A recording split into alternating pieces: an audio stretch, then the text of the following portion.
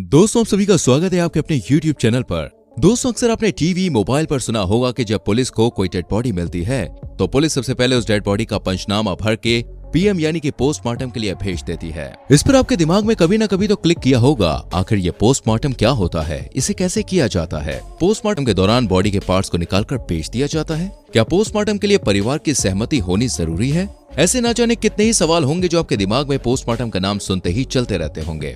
तो आज की इस वीडियो में हम आपके सभी सवालों के जवाब लेकर दोस्तों हाजिर हैं। दोस्तों, आज की इस वीडियो में हम जानेंगे पोस्टमार्टम की पूरी प्रक्रिया को। तो चलिए शुरू करते हैं दोस्तों इस वीडियो को। पोस्टमार्टम भी एक तरह की दोस्तों सर्जरी ही होती है जिसे मरने के बाद किया जाता है और इसे ऑटोप्सी या पोस्टमार्टम एग्जामिनेशन के नाम से भी जानते हैं। पोस्टमार्टम करने में जो सबसे बड़ी चुनौती होती है वो खुद बॉडी ही होती है, क्योंकि कई बार डॉक्टर को ऐसी बॉडी का पोस्टमार्टम करने के लिए दिया जाता है जिसकी मौत काफी पहले हो चुकी होती है।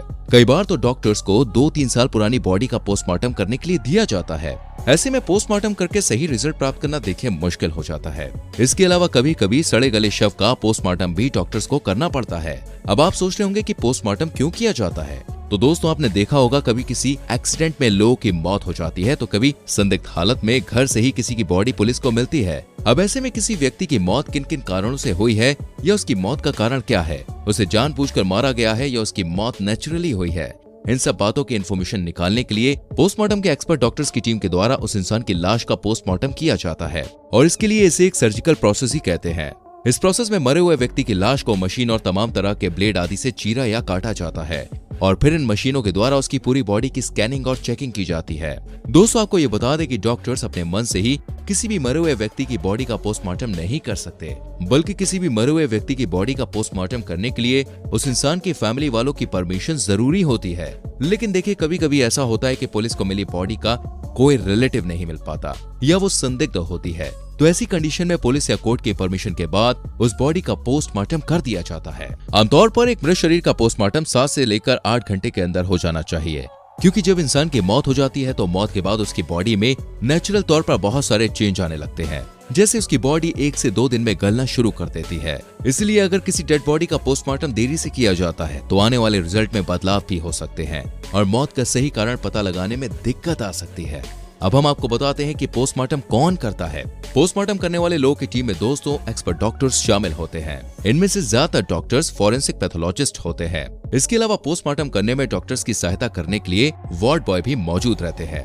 अगर किसी इंसान की हत्या की गई है तो ऐसी कंडीशन में डॉक्टर्स पूरी बॉडी का पोस्टमार्टम करते हैं और अगर किसी व्यक्ति को किसी विशेष जगह पर किसी एनिमल ने काटा है तो डॉक्टर सिर्फ उसी जगह का पोस्टमार्टम करते हैं। कोई व्यक्ति डॉक्टर बनने के तकरीबन 5 साल के बाद ही पोस्टमार्टम करने के लिए एलिजिबल होता है और गवर्नमेंट के अनुसार 50 या फिर 55 साल तक की उम्र के ही डॉक्टर्स पोस्टमार्टम कर सकते हैं। इससे ज्यादा उम्र के डॉक्टर्स पोस्टमार्टम नहीं कर सकते। दोस्तों, अब हम आपको बताते हैं कि आखिर पोस्टमार्टम होता कैसे है। तो पोस्टमार्टम करने के लिए सबसे पहले जो डेड बॉडी लाई गई है उसे फ्रीजर से बाहर निकाला जाता है और उसे एक सेपरेट रूम, जिसे हम पोस्टमार्टम रूम कहते हैं, वहां लाया जाता है। ये काम पैथोलॉजिस्ट के सहायक वार्ड बॉय करते हैं। इसके बाद पोस्टमार्टम रूम में मौजूद डॉक्टर्स अपने स्टाफ और पोस्टमार्टम के लिए जरूरी सामान के साथ आते हैं और सबसे पहले बॉडी का बाहरी एग्जामिन किया जाता है। साथ में डेड बॉडी जिस कंडीशन में है उसी कंडीशन में उसके फोटोग्राफ्स क्लिक किए जाते हैं, जिन्हें सबूत के तौर पर रख लिया जाता है, जिससे जरूरत पड़ने पर बॉडी के पहले वाले घाव दिखाए जा सके।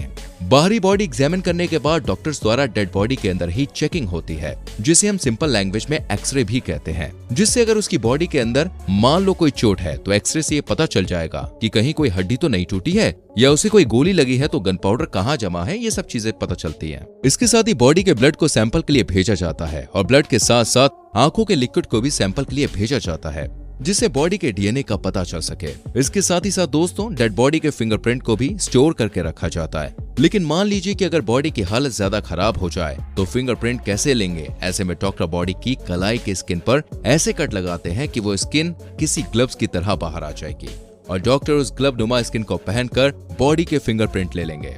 इसके बाद शुरू होती है बॉडी की चीर फाड़। पोस्टमार्टम करने वाले डॉक्टर्स लाश को ऊपर से चीरना चालू करते हैं और उसे पेट तक चीर देते हैं। अगर बॉडी मेल की है तो उस पर वाई शेप में कट लगाया जाता है, जबकि अगर बॉडी फीमेल की है तो चीरा यू शेप में लगाया जाता है। इसके बाद डॉक्टरों के द्वारा मशीनों की सहायता से लाश की पूरी तरह से सही ढंग से चेकिंग की जाती है, जिसे करने में तकरीबन 3 से 4 घंटे लग सकते हैं। डेड बॉडी के अंदर की चेकिंग करने के लिए डॉक्टर्स बॉडी में मौजूद अंगों को काटकर बाहर भी निकाल लेते हैं और सभी अंगों को बारी बारी से तौला जाता है। ऐसा इसलिए किया जाता है कि कोई दोस्तों ऐसी बीमारी होती है जिसमें इंसान के शरीर के अंगों का वजन कम हो जाता है, तो वजन तौलने से पता चल पाता है कि कहीं मरने वाले को कोई बीमारी तो नहीं थी। आमतौर पर पोस्टमार्टम में शरीर को चीरकर किडनी, लीवर, दिल जैसे महत्वपूर्ण अंगों को बाहर निकाला जाता है। अब जैसे कि आप सोच रहे होंगे, इन बॉडी पार्ट्स को शरीर से निकालने के बाद क्या किया जाता है? क्या इन्हें बेच दिया जाता है या इन्हें वापस शरीर में ही जोड़ दिया जाता है? तो ऐसा है कि आमतौर पर तो भाई इन बॉडी पार्ट्स को निकालने के बाद जब पोस्टमार्टम का प्रोसेस पूरा हो जाता है तो डॉक्टर्स इन पार्ट्स को वापस शरीर में ही जोड़ देते हैं।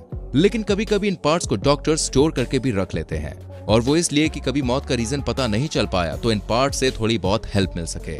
दोस्तों, इन पार्ट्स को स्टोर करने के लिए एक स्पेशल लिक्विड का यूज किया जाता है जिसे फॉर्मेलिन कहते हैं। जब पोस्टमार्टम का प्रोसेस पूरा हो जाता है तो डॉक्टर सभी अंगों को वापस से बॉडी में उनके स्थान पर रख देते हैं और फिर लाश को सील कर देते हैं। इसके बाद फिर से लाश को फ्रीजर में डाल दिया जाता है। अब जब बात पोस्टमार्टम की आती है तब कहीं ना कहीं विसरा का भी जिक्र जरूर होता है। दोस्तों, कई लोगों को विसरा के बारे में नहीं पता, तो हम आपको बता दें विसरा रिपोर्ट क्या होती है।